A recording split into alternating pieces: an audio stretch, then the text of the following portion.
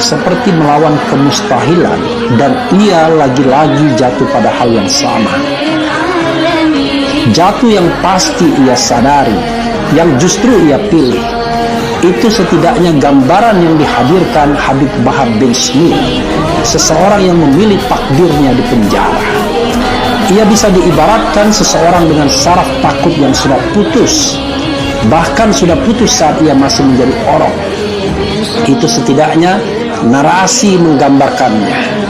Atau untuk menyebut manusia yang tidak merasa perlu takut pada apapun yang nantinya akan merepotkannya.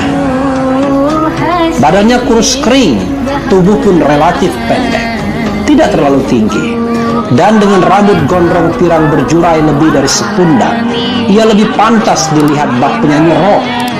Melihat sosoknya, tidak ada seram-seramnya sebagai orang nekat, tapi khusus untuknya, kenekatan itu sepertinya tidak perlu tampak sebagai gambaran orang nekat yang tampil dengan badan gempal dan muka seram. Nada suaranya khas, berat, seksi. Ia memang asli putra Manado yang berguru ilmu agama di tanah Jawa, mendirikan pondok yang masuk di wilayah Kabupaten Bogor, entah berapa banyak santrinya, dan tidak tahu pula ia mengajar agama pada bidang apa. Nama pondok pesantrennya Tajul Alawi. Habib Bahar bin Smith semalam jadi tahanan Polda Jawa Barat. Ia ditahan karena kasus ujaran kebencian. Pasal ujaran kebencian ini bisa ditarik ke sana kemari sesuai yang dikehendaki.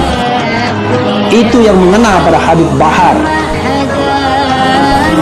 Mestinya ia bisa menghindar dari persangkaan ujaran kebencian jika ia menyadari bahwa setiap perkataannya yang diunggah di video dan viral itu punya konsekuensi menjeratnya. Tapi yaitu tadi, ia seolah berakrab dengan persoalan yang lalu membuatnya meringkuk dalam tahanan. Orang lain coba menghindar, tapi tidak dengannya, yang seolah tidak hendak bergeser dari apa yang diyakini, dan karenanya disuarakan dengan tanpa tedeng aling-aling. Maka mendengarkan ceramahnya seolah melihat orang yang sedang marah-marah. Memang ia marah melihat hal tidak sebenarnya dan lalu disampaikan dengan gayanya. Tidak sebagaimana orang lain yang bisa memilih dengan narasi lebih halus dan dengan intonasi datar-datar saja. Tidak gentar. Siang kemarin Bahar mendatangi di Polda Jawa Barat, diperiksa dan ditahan. Bisa jadi sudah ditemukan alat bukti memberatkan. Harusnya hal demikian tidak perlu harus sampai ditahan segala.